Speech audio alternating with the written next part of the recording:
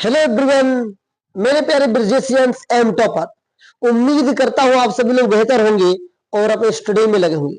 मेरे प्यारे बच्चों, मेरे प्यारे साथियों, आपके बोर्ड एग्जाम 2025 का समय आप सभी के करीब आ रहा है और जैसे जैसे हम लोग दिन प्रतिदिन आगे बढ़ते जा रहे हैं, हमारे पास थोड़ा डर भी बढ़ रहा है। और आपकी इस तैयारी में थोड़ा सा योगदान देने के लिए हम भी आ गए हैं आपके लिए लेकर class 10th math exercise 6.3 chapter 6 जो ट्राइंगल को लेकर के है।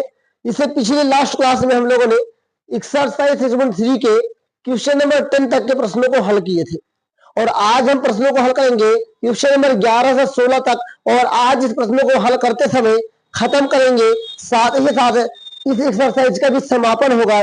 इसके साथ साथ इस चैप्टर का जो कि न्यू एनसीईआरटी आपके सिलेबस के अकॉर्डिंग है उसका भी समापन होगा।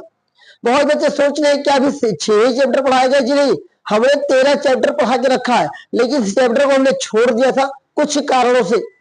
जिस कारण से छोड़ा था वो कारण पूरा हुआ और मैं आपके सभी के सामने आया इसको भी पढ़ाने के लिए। इस आज इस चैप्टर की अंतिम क्लास है, इसके बाद पीवाईक्यू की क्लास आएगी। अगर कोई डाउट हो तो पूछिएगा जरूर। यदि आप चैनल पर पहली बार चैनल को सब्सक्राइब कर लीजिए, बेल आइकन को प्रेस कर लीजिए, जिससे कि हमारी आने वाली जितनी भी क्लासेस है वो आप तक सबसे पहले पहुंचे। साथ में याद रखना है कि अपने सभी दोस्तों तक इसे शेयर जरूर करना है जो कि क्लास 10th में है। और अधिकतर आप जिस क्लास को देख रहे हैं आपके दोस्त आपके फ्रेंड सर्कल में क्लास 10th के बच्चे अधिक ही होंगे, तो उन्हें इस क्लास को शेयर करिए और उन्हें समझाइए कि थोड़ा समय देकर वो भी देख ले, जिससे कि बोर्ड एग्जाम 2025 में जो क्वेश्चंस आने वाला इस चैप्टर से इस क्लास से वो उनके लिए सरल हो जाए। तो आइए आपकी तैयारी में छोटा सा योगदान देने के लिए मैं आज लेकर आया हूं आप सभी के लिए प्रश्न संख्या 11 से 16 तक के प्रश्नों का हल, जो कि बहुत ही एक आसान तरीके से। लगातार आप शुरू से लेकर अंत तक बने रहिएगा। अगर आपको अच्छा नहीं लगेगा, समझ में नहीं आएगा तो वीडियो को डिसलाइक कर दीजिएगा। अगर आपको समझ में आएगा, अच्छा लगेगा, लगेगा ये कि हाँ मैं कुछ कर सकता हूं, मैंने कुछ सीखा इस वीडियो से, तो वीडियो को लाइक करके कमेंट में अपनी राय जरूर लिखिएगा। तो चलिए शुरू करते हैं आज इस क्लास को।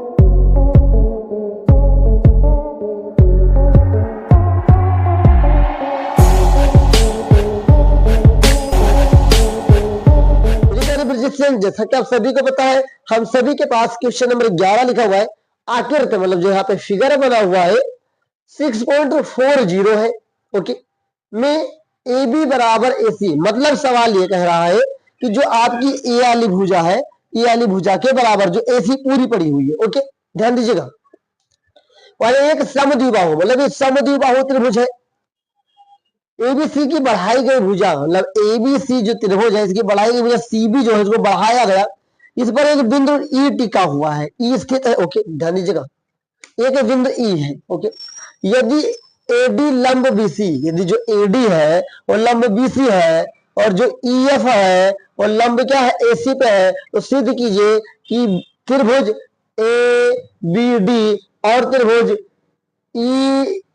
ई सी एफ समरूप है। हो जाएगा, निश्चिंत रहिए। सबसे पहले क्या लिखेंगे, हल लिखेंगे। क्या लिखेंगे, हल लिखेंगे। लिखेंगे दिया है कि ए बी सी एक समद्विबाहु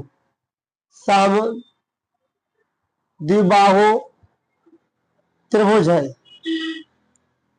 याद रखिएगा, समद्विबाहु त्रिभुज से कहते हैं जिसकी दो भुजाएं आपस में बराबर होती है तथा ए बी बराबर ए सी है। ये भी बता के रखा है कि जो ए बी भुजा है वो ए सी के बराबर है। चलो ये भी हम मान लेंगे, समद्विबाहु में ये भुजा बराबर हो गई। और क्या दिया है, और दिया है, और देखे रखा है एडी लंब बीसी तथा ईएफ लंब एसी है, ओके, ये देखे रखा है। तो हमें सिद्ध क्या करना है, ये सिद्ध लिख लेंगे। सिद्ध करना है कि, सिद्ध करना है कि क्या सिद्ध करना है साथियों, त्रिभुज ए बी डी समरूप है त्रिभुज ECF के। ओके, आइए अब हम बात करते हैं त्रिभुज में, तो लिखेंगे अब त्रिभुज ABD व त्रिभुज ECF में, अब इन दोनों त्रिभुजों में क्या है, ऑलरेडी क्या है, ऑलरेडी हमें ये पता है साथियों कि जो एंगल ADB है, क्या एंगल ADB जो है साथियों बराबर है किसके, एंगल EFC के। ये बराबर प्रत्येक 90 डिग्री, क्या है, प्रत्येक 90 डिग्री। क्यों, क्योंकि ये लंब का काम कर रहे हैं और लंब साथियों हमेशा 90 डिग्री का होता है, ध्यान दीजिएगा, तभी आप चीजों को समझ पाएंगे, ध्यान नहीं देंगे तो आप समझ नहीं पाएंगे। ये सी के बराबर कोण में होगा, लिखेंगे एंगल बी बराबर है एंगल सी। क्यों, ये क्यों बराबर है, लिखेंगे समान भुजाओं, क्या साथियों, समान भुजाओं के संगत कोण बराबर होते हैं। ध्यान दीजिएगा मेरे साथियों, यहां पर ऑलरेडी हमको पता है ये लंब है, ये लंब है तो लंब 90 डिग्री का हो गया, और यहाँ बी और सी का कोण बराबर होगा। क्यों बराबर होगा, क्योंकि ये दोनों भुजाएं एक दूसरे के समान जाएंगी ए बी ए सी में। तो साथियों याद रखिएगा, समान भुजाओं से बने कोण संगत कोण कहलाते हैं। तो याद करें पिछली क्लास में हम लोग क्या देखते थे, अगर किसी दो त्रिभुज के दो कोण बराबर हो गए तो त्रिभुज ऑलरेडी साथियों क्या हो जाएगा, समरूप हो जाएगा। तो हम लोग कह सकते हैं, लिखेंगे अतः एंगल एंगल है, मतलब ए कोण कोण कोण समरूपता, क्या है, समरूपता कसौटी से त्रिभुज, त्रिभुज क्या है, ABD समरूप है, क्या है साथियों, समरूप है, थोड़ा अच्छे से बन जाए भैया, समरूप है त्रिभुज ECF। ओके, ये क्या हो गया, प्रूव्ड, क्या हो गया साथियों, प्रूव्ड। उम्मीद करता हूं आपको क्वेश्चन नंबर 11 समझ में आया होगा। अगर इसमें कोई डाउट है, कुछ पूछना है जो समझ में ना आया हो, वो कमेंट कर सकते हैं। बहुत ही आसान है, जो थ्योरम, जो साथियों कसौटी, जो नियम पिछली क्लास में हम यूज करते आ रहे हैं, उन्हीं नियमों का हम लोग यूज करते रहेंगे। बस क्या है, सवाल बदलता जाएगा और अधिकतर सवाल एक जैसे है, बस आप उसे छांटने का और समझने का प्रयास करिए। तो आई होप आपको क्वेश्चन नंबर 11 समझ में आएगा। और आइए अब हम लोग देखते हैं क्वेश्चन नंबर 12। मेरे साथियों, मेरे प्यारे ब्रिजिशियंस, अब हम लोग देखते हैं अपने क्वेश्चन नंबर 12 को। क्वेश्चन नंबर 12 लिखा हुआ है, एक त्रिभुज एबीसी, हमारे पास एक त्रिभुज एबीसी है कि भुजाएं AB जो है, ध्यान दीजिएगा, AB PQ के समान अनुपात है, मतलब जो AB है वो PQ के जाएगा, और जो BC है वो QR है, मतलब जो पूरा पूरा है वो QR के बराबर है। तो माध्य का PM किसके समानुपात है, AD के देखिए रखा है। दर्शाना ये है हमें कि जो त्रिभुज ABC है और PQR है समरूप है। तो आइए हम लिखते हैं, ध्यान से देखिएगा। सबसे पहले हल लिखेंगे, हल लिखेंगे, लिखेंगे दिया है कि क्या देखिए रखा है, त्रिभुज ABC की भुजाएं AB और BC माध्यिका AD एक अन्य त्रिभुज PQR की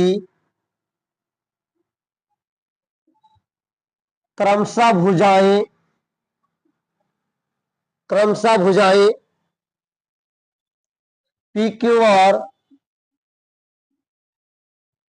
QR तथा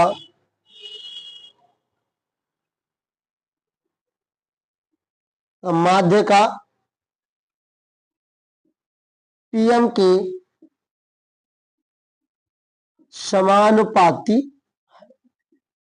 इसका मतलब क्या हुआ, अर्थात मतलब अतः, इसलिए, इसलिए हम क्या कह सकते हैं साथियों, इसका मतलब क्या हुआ, इसलिए जो ए बी है वो पी क्यू के अनुपात में जाएगा, ठीक है। और जो आपका साथियों क्या बी सी है वो साथियों किसके आकार में जाएगा, क्यू आर के जाएगा। और जो आपका एडी है वो किसके अनुपात में जाएगा, पीएम के अनुपात में जाएगा। ये सवाल में दिया है, क्या है, दिया है, ये दिया है, ध्यान दीजिएगा। अब एक चीज और याद रखिएगा साथियों, अगर अब हम आगे हल करें तो हम क्या कह सकते हैं, ए बी बटा पी क्यू, ये अथवा लगा लीजिएगा, बराबर बीसी को अगर हम तोड़ेंगे तो आधे आधे पार्ट में टूटा हुआ, तो हम कह सकते हैं कि एक बटा बीसी बटा एक बटा क्यू आर हो जाएगा, क्योंकि क्यू आर भी तो टूटेगा साथियों, अगर बीसी टूटेगा तो क्यू आर भी टूटेगा, बराबर किसके होगा, एडी बटा पीएम। ध्यान दीजिएगा, सारी चीजें आपको समझ में आएंगी। तो अगर हम ध्यान देंगे यहां पर, फिर अथवा लिखेंगे, सब एक ही अनुपात में जा रहा है ना, तो ए बी बटा पी क्यू बराबर, अब तो बीसी का आधा हम क्या लेंगे, बीडी लेंगे, क्या लेंगे, बीसी का आधा बीडी लेंगे। चलिए हम बीडी लेंगे, यहां पर क्यूएम ले लेंगे, क्यूएम ले लेंगे, क्यूएम ले लेंगे बराबर एडी बटा पीएम, इसे समीकरण एक मान लो। और ध्यान दो कि ए बी यहां पर है, बी डी यहां पर है, और ध्यान दीजिए बी डी यहां पर है और ए डी वहां है, ये डी बना हुआ है साथियों, यहां ऐसे ही पी क्यू यहां पर है, क्यू एम यहां पर है, पी एम यहां पर है। मतलब अगर हम इस तीनों अनुपात को देखें तो हमारे त्रिभुज इस त्रिभुज की बात हो रही है, तो लिखेंगे अब त्रिभुज एडीबी,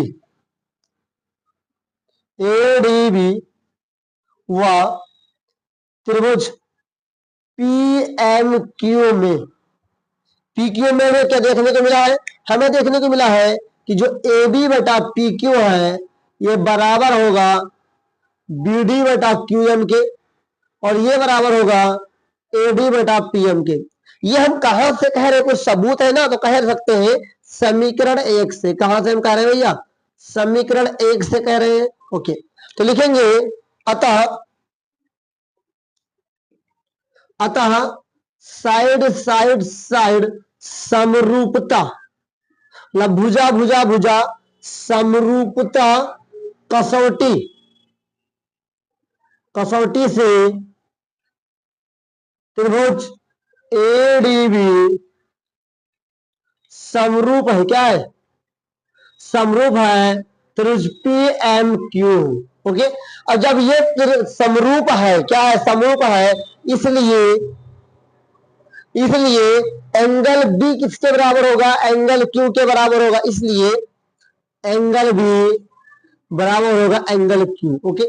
ध्यान दीजिएगा, और इसको हम मान लेते हैं समीकरण दो, क्या मान लेते हैं, समीकरण दो। अब आइए यहां पर हल करते हैं, हमें सिद्ध क्या करना है, हमें सिद्ध करना है एबीसी पी क्यू आर। तो अब हम लेंगे त्रिभुज एबीसी व त्रिभुज पी क्यू आर, लिखेंगे त्रिभुज एबीसी व त्रिभुज पी क्यू आर में, अगर इन दोनों त्रिभुजों में देखें तो हमने क्या पाया है, हमने पाया है ए बी बटा P Q are, P Q बटा बी सी बटा क्यू आर, ये दिया है, ये क्या है, ये दिया है यहां पर, कि दिए के रखा है, दिया है। और ये चीज हम और पाए हैं, एंगल बी बराबर एंगल क्यू, कहां से, समीकरण दो से, ओके, समीकरण दो से। अब एक ध्यान से, तो हम कह सकते हैं अतः साइड एक साइड एंगल एक, फिर साइड, अब साइड एंगल साइड समरूपता कसौटी से त्रिभुज एबीसी, त्रिभुज एबीसी समरूप है त्रिभुज पी क्यू आर, और ये अपना क्या हुआ, hence proved. Okay, hence proved. और करना क्या होगा, इसे हमें बॉक्स में बंद कर देंगे जिससे हमें ये क्या हो, अच्छे से दिखाई दे। उम्मीद करता हूं आपको साथियों क्वेश्चन नंबर 12 भी समझ में आया होगा। अगर आपने पूरा ध्यान नहीं भी रखा होगा तो क्वेश्चन नंबर 12 आपको आसान लग गया होगा, और भी सारे प्रश्न जितने भी प्रश्नों को हल करेंगे आगे वो भी आसान लगने लगेंगे, क्योंकि सारे प्रश्न एक जैसे नहीं है लेकिन एक जैसे काम चलने वाले हैं, क्योंकि साथियों सभी का कॉन्सेप्ट एक जैसा है, बस सभी का थोड़ा बहुत आगे पीछे है। उम्मीद करता हूं क्वेश्चन नंबर 12 समझ में होगा, और आइए आगे बढ़ते हैं और क्वेश्चन नंबर 13 को देखते हैं। मेरे प्यारे ब्रिजेशियंस, अब आइए हम लोग देखेंगे प्रश्न संख्या 13 को। 13 नंबर कह रहा है एक त्रिभुज एबीसी, हमारे पास एक त्रिभुज एबीसी है साथियों, की भुजा बीसी जो है, बीसी पर एक बिंदु डी स्थित है, तो हम यहाँ पे डी लिखेंगे। क्या लिखेंगे, यहाँ पर डी लिखेंगे। ओके, स्थित है कि एंगल एडीसी, मतलब एडीसी जो ए वाला कोण है साथियों, ये वाला कोण है जो साथियों, और एंगल बीएसी इस कोण के क्या इक्वल है, क्या इक्वल है।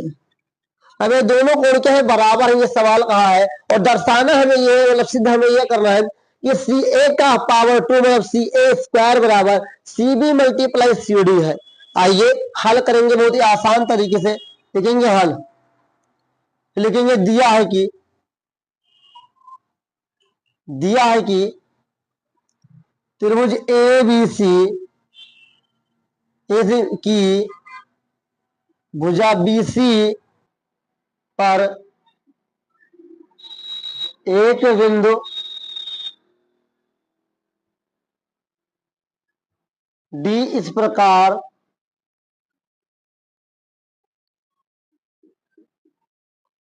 स्थित है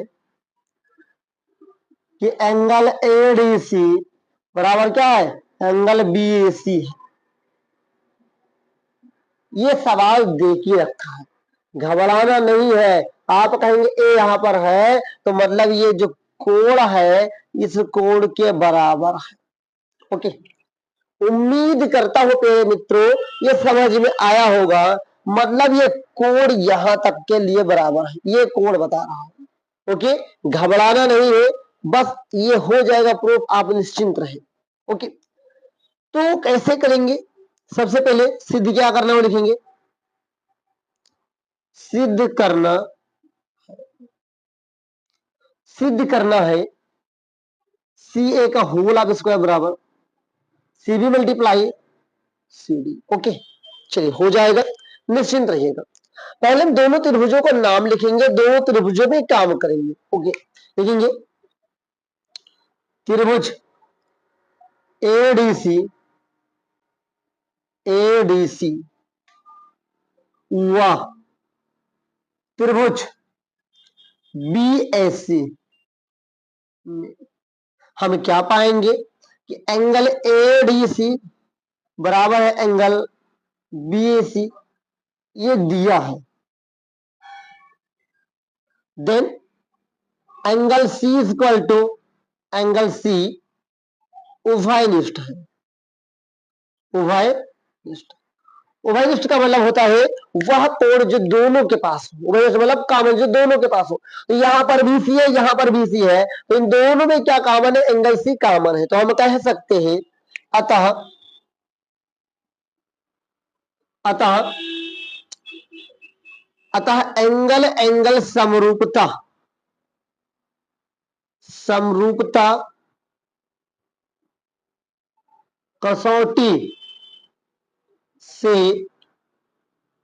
त्रिभुज एडीसी समरूप है त्रिभुज बीएसी। ओके, जब त्रिभुज समरूप होंगे तो हमने क्या पढ़ के रखा है, संगत भुजाओं का अनुपात क्या होगा, बराबर होगा। तो लिखेंगे इसलिए, इसलिए सी ए बटा, ध्यान दीजिएगा, सी ए बटा सी डी बराबर, बराबर सी बी बटा सी ए। कहां से हमने लिखा तो लिखेंगे संगत भुजाओं, संगत भुजाओं, संगत त्रिभुज लिखेगा, संगत त्रिभुज के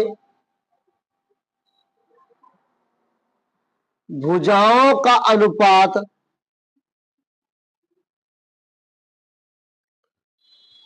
बराबर होता है, बराबर होता है। उम्मीद करता हूं ये आपको जरूर समझ में आएगा। फिर हम क्या करेंगे, हमको सिद्ध करना है वो कर लेंगे। यहां को इससे गुणा करेंगे तो क्या हो जाएगा, सी ए दोनों एक तरीके से स्क्वायर लग जाएगा, बराबर क्या हो गया, इसको इससे गुणा करेंगे तो C B dot C D. कहां से हमने किया, हमने किया साथियों तिर्यक गुणा।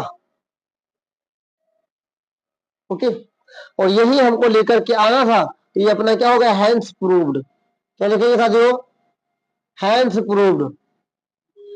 उम्मीद करता हूं आपको ये क्वेश्चन नंबर 13 भी समझ में आएगा। बहुत ही आसान प्रश्न था, आपको लगने लगा होगा कि साथियों प्रश्न कितना आसान है, बस लोग देख के घबरा जाते हैं। डरना नहीं है, प्रश्न सभी के सभी आसान है, बस आप करने की हिम्मत रखें। साथ ही साथ साथियों आपको प्रैक्टिस करने की जरूरत है। आप जितना ज्यादा प्रैक्टिस करेंगे वो आपके लिए उतना ही बेस्ट होगा। तो आइए इसी क्रम में हम लोग इसके अगले प्रश्न क्वेश्चन नंबर 14 को देखते हैं। अब आइए हम लोग देखने जा रहे हैं अभी क्वेश्चन नंबर 14 को।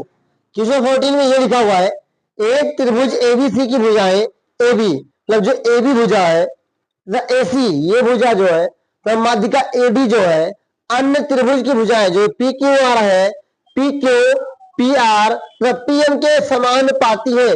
दर्शाइए कि त्रिभुज एबीसी समरूप है त्रिभुज पी क्यू आर के। हो जाएगा, निश्चिंत रहिए। कैसे करेंगे, सबसे पहले लिखेंगे हल, हल और लिखेंगे दिया है कि, दिया है कि त्रिभुज ए बी सी व त्रिभुज पी क्यू आर में क्या देखिए रखा साथियों, आपका देखिए रखा जो ए बी भुजा है वो पी क्यू के अनुपात में जाएगा, और क्या देखिए रखा है, और क्या देखिए रखा ए सी जो जाएगा वो पी आर के अनुपात में जाएगा, और जो आपका एडी जाएगा साथियों वो जाएगा साथियों पी एम के अनुपात में। ये देखिए रखा है। चलो ये दिया, इस समीकरण में ए का मान लेते हैं।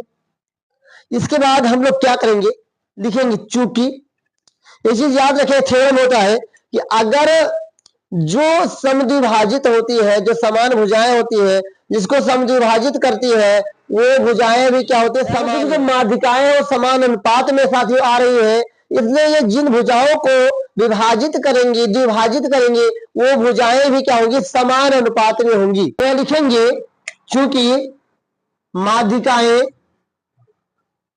माध्यिकाएं चूंकि माध्यिकाएं समान अनुपात में, समान अनुपात में है, माध्यिकाएं क्या समान अनुपात में है, इसलिए इसलिए ये जिन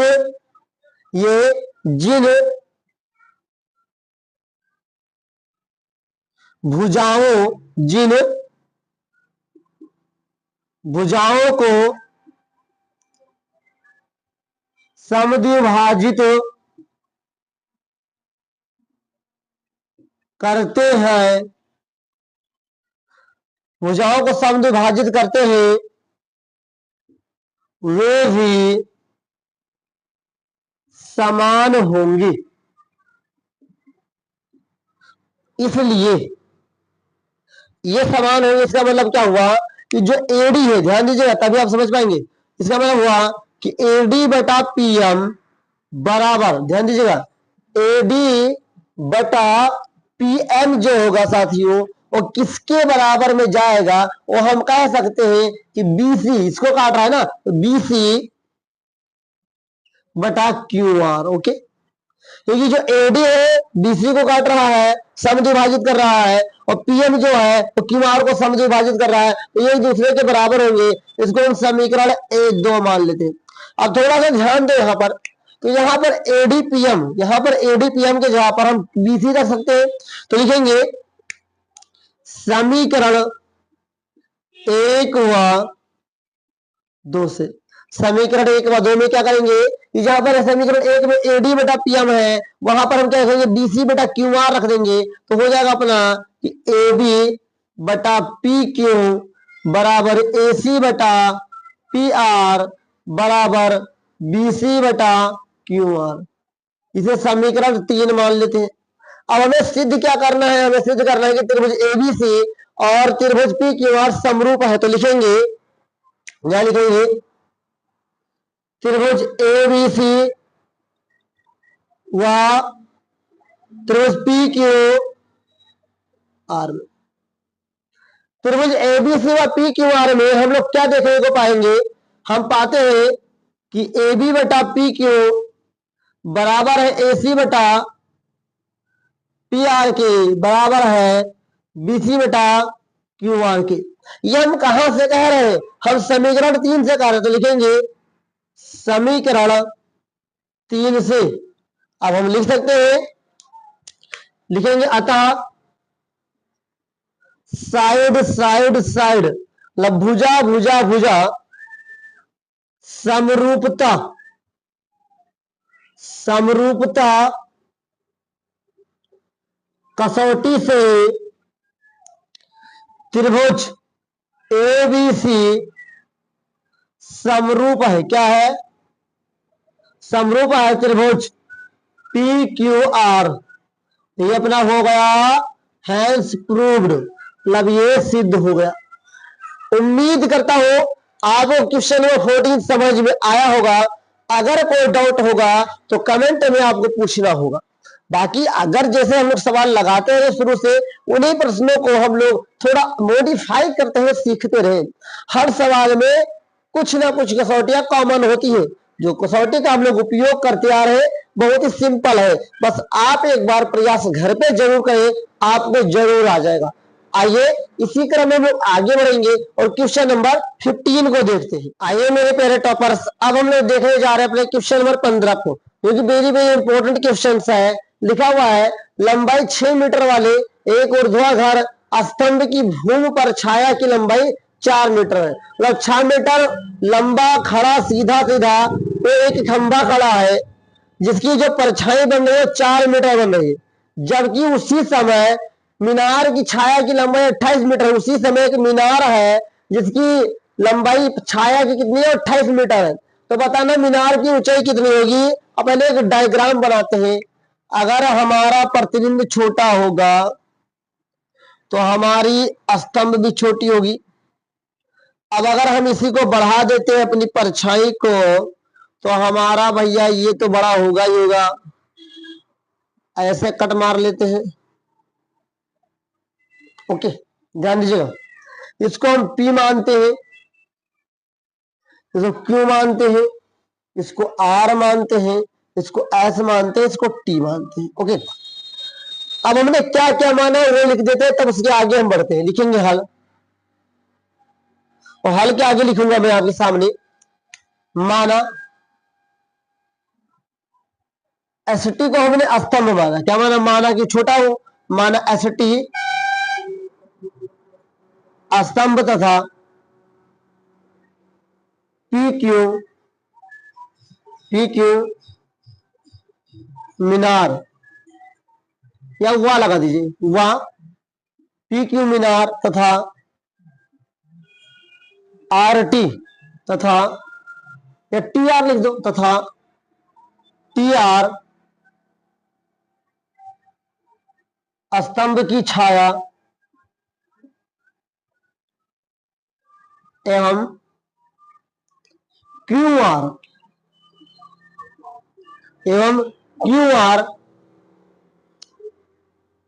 मीनार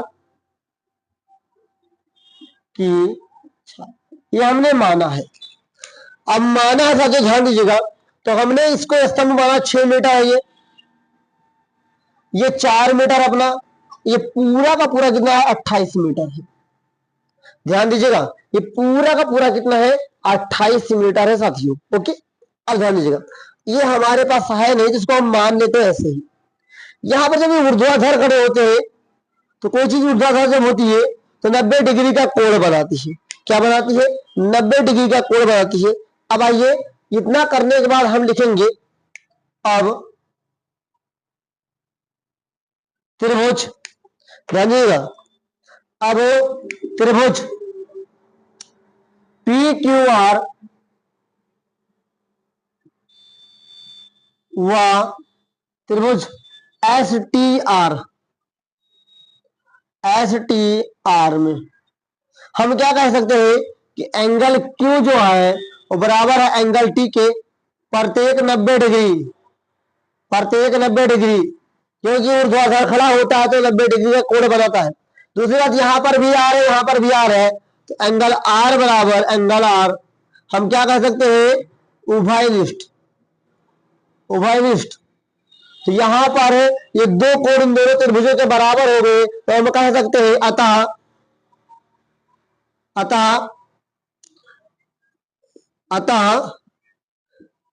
ए समरूपता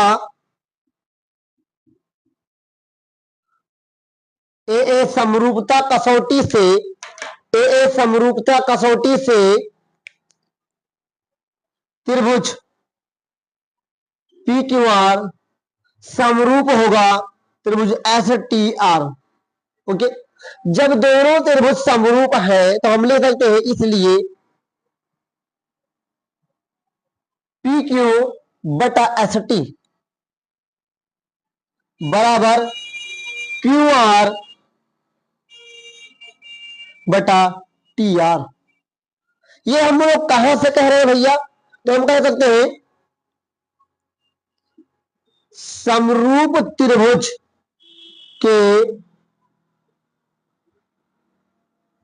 संगत भुजाओं का अनुपात बराबर होता है। यह हमें पता है पहले से, ये हमने यहां से ले लिया। अब यहां से ध्यान से देखिएगा, इसको मैं हल करूंगा आपके सामने। तो पी क्यू हमने क्या माना है? मीनार माना है भाई साहब, ये क्या मीनार है। तो पी क्यू हमारे पास नहीं, तो हम पी क्यू ऐसे लिख लेंगे। एस टी की बात करेंगे, हमारे पास 6 मीटर है, 6 लिखेंगे। क्यू आर की बात करेंगे 28 मीटर है, और ये अपना 4 मीटर है टी आर। कट करेंगे, 4 एकम 4, 4 से 28 होगा, तो पी क्यू बटा 6 बराबर 7 हो जाएगा। ओके, 7 छंग 42 की एक मान लेते हैं, तो हो जाएगा अपना पी क्यू बराबर 42 मीटर। ये क्या हो गया? ये पी क्यू, तो लिख सकते हैं अतः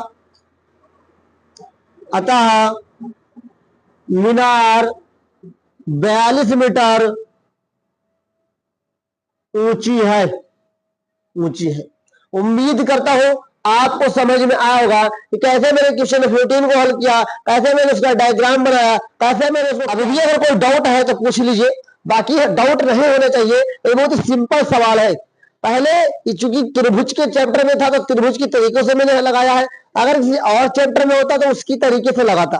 बाकी अगर आपके पास कोई डाउट है या कोई सजेशन है तो कमेंट बॉक्स में जरूर बताइए, सजेशन देंगे, मैं उसे अप्लाई जरूर करूंगा, और नेक्स्ट जो भी हमें चांस मिलेगा उसे और इम्प्रूव करेंगे, अपनी क्वालिटी को भी, अपनी चीजों को भी। बाकी एक सवाल और बचा है, सपनों की कगार पे पहुंचते समय हमारा क्वेश्चन नंबर 16 जो हमें आज के टारगेट को पूरा कराएगा। और आइए क्वेश्चन नंबर 16 को भी हल कर लेते हैं और देखते हैं साथियों अगले। आइए मेरे प्यारे बिजनेसमैन, अब हम लोग देखने जा रहे हैं अपने आज के आखिरी और क्वेश्चन नंबर 16 को।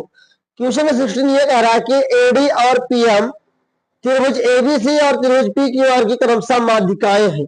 मतलब जो एडी है और जो पीएम है माध्यिकाएं है। माध्यिकाएं उसे कहते हैं वे लाइंस, वे रेखाएं जो किसी भी लाइंस को दो बराबर हिस्सों में बांट देती है। ओके साथियों, जबकि देखिए रखा है कि त्रिभुज एबीसी और त्रिभुज पी क्यू आर क्या है साथियों क्या है? समरूप है। तो सिद्ध हमें यह करना है कि ए बी बटा पी क्यू बराबर एडी बटा पीएम हो जाएगा ना? हो जाएगा मेरे बच्चा, पार्टी हो जाएगा, निश्चिंत रहिएगा। ओके, आइए हल करते हैं। क्या लिखेंगे? हल लिखेंगे। और सबसे पहले क्या लिखेंगे? दिया है। दिया है कि एडी और पीएम त्रिभुज ए बी सी व त्रिभुज पी क्यू आर की माध्यिकाएं हैं। और ये भी देख रखा है त्रिभुज ए बी सी समरूप देख रखा है त्रिभुज पी क्यू आर। ओके, ध्यान देखिए। सिद्ध क्या करना है? लिखेंगे सिद्ध करना है कि, क्या सिद्ध करना है? ए बी बटा पी क्यू बराबर एडी बटा पी एम। ओके, ध्यान दीजिएगा। अब हम लोग करने क्या जा रहे हैं? लिखेंगे सबसे पहले लिखेंगे चूंकि त्रिभुज ए बी सी समरूप है त्रिभुज पी को आकार का, इसलिए ए बी बटा बी सी, ए बी बटा पी क्यू बराबर बी सी बटा क्यू आर। ये कहां से हो गया? ये हो गया साथियों समरूप त्रिभुज के संगत भुजाएं का अनुपात समान होता है। क्या लिखेंगे? लिखेंगे समरूप त्रिभुज के संगत भुजाएं समान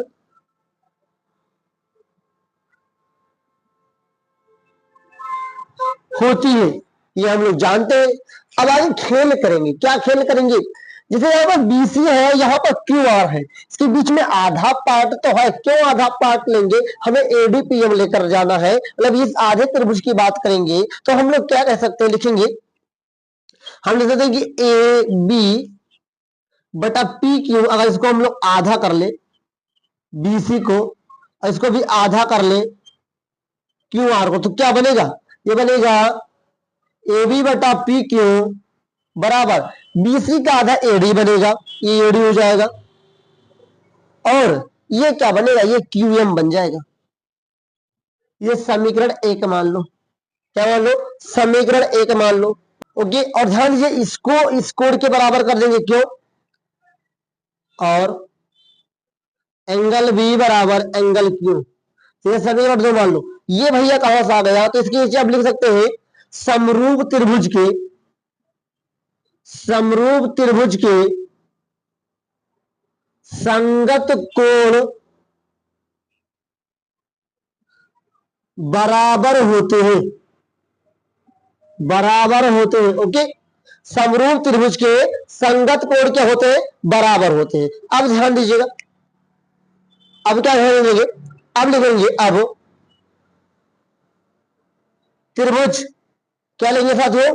अब त्रिभुज लेंगे एडी। क्या लेना है? एडी। सीधा में क्या करना है? A B M, sorry A B D, त्रिभुज ए बी डी व त्रिभुज P Q M, P Q M में, पी क्यू एम में हम लोगों ने क्या देखा है? ये देखना बहुत ही इंपॉर्टेंट होता है। हमने ये देखा था जो कि जो ए बी बटा पी क्यू, यहां से ये बराबर है साथियों एडी, एडी बटा पीएम। कहां से? समीकरण भैया एक से। ओके, और हम कह सकते हैं साथियों कि एंगल बी इसमें भी है, एंगल क्यू इसमें भी है, बराबर है एंगल क्यू के। ये कहां से कह रहे हैं हम लोग? हम लोग कह रहे हैं समीकरण दो से। तो समीकरण एक और दो से बात होगी, तो यहां पर किससे त्रिभुज को समरूप कर देंगे? यहां लिखेंगे अतः साइड एंगल साइड, अतः साइड एंगल साइड समरूपता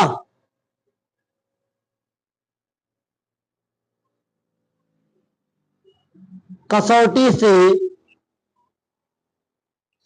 कसौटी से त्रिभुज एबीडी समरूप है, त्रिभुज एबीडी समरूप है, त्रिभुज एबीडी समरूप है त्रिभुज पी क्यू एम। ओके, इसलिए यहां लिखेंगे, आगे यहां पर हम लिखेंगे, क्या लिखेंगे, इसलिए हम कह सकते हैं कि जो ए बी है, ए बी बटा, देखिए थोड़ी हमसे गलती हो गई, समीकरण एक में साथियों में क्यू एम लिखा है, हम यहाँ पर क्यू एम लिखेंगे, क्या लिखेंगे, क्यू एम। अब सही जाएगा। ओके, अब सही जाएगा, तो ये सब कुछ सही है, अब सब कुछ सही तो लिखेंगे, इसलिए ए बी बटा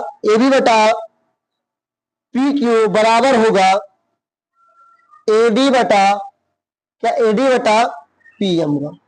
क्यों ऐसा, क्यों, तो लिखेंगे समरूप त्रिभुज के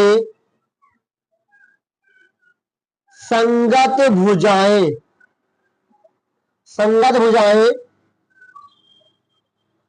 समान होती है। उम्मीद करता हूं आपको क्वेश्चन नंबर 16 भी समझ में आएगा। लास्ट में लिख दो प्रूव्ड, क्या लिख दो, प्रूव्ड। ओके, चलो भाई, उम्मीद करता हूं आपको समझ में आया होगा। अगर कोई डाउट हो तो पूछ लीजिए। बाकी साथियों, नेशनल खिलाड़ी बनने के लिए सवाल में ना प्रैक्टिस करना है। बस अगर आप इस सवालों में खिलाड़ी बनना चाहते हैं, अच्छी तरीके से प्रैक्टिस कर लीजिए, और कुछ नहीं करना है, केवल आपको प्रैक्टिस करना है। जितना अच्छा प्रैक्टिस आप करेंगे, उतना ज्यादा आपका इंक्रीज होगा नॉलेज। तो आपको प्रैक्टिस करना है, और ये 16 नंबर सवाल के साथ साथ एक्सरसाइज 6.3 समाप्त होती है। इसके समाप्त होते होते 6 चैप्टर भी आपका समाप्त होता है। अगर कोई डाउट है तो कमेंट में पूछ लीजिए। बाकी नेक्स्ट क्लास में हम लोग साथियों पीवाईक्यू की बात करेंगे, और लगभग अब हमारा केवल एक चैप्टर बचा हुआ है, 14 चैप्टर, उसे भी हम लोग जल्दी समाप्त करेंगे। और इसके साथ साथ हम लोग पूरी मैथ को, जो कि क्लास 10th बोर्ड एग्जाम 2025 के अकॉर्डिंग सिलेबस था, हम लोगों ने समाप्त किया बहुत ही अच्छी तरीके से। आपका और हमारा बहुत अच्छा साथ रहा है। अगर कोई डाउट हो तो पूछ लीजिए। अगर आपको वीडियो अच्छी लगी हो तो लाइक करके अपने दोस्तों तक शेयर करना है, और बाकी साथियों चैनल पे पहली बार है, चैनल को सब्सक्राइब करना है। बाकी कोई भी अगर आपको डाउट है, कोई सजेशन देना है, कमेंट बॉक्स के द्वारा दे सकते हैं। बाकी हम लोग नेक्स्ट क्लास में चर्चा करेंगे पीवाईक्यू के बारे में। तो मिलेंगे नेक्स्ट क्लास में, तब तक के लिए जय हिंद, वंदे मातरम साथियों।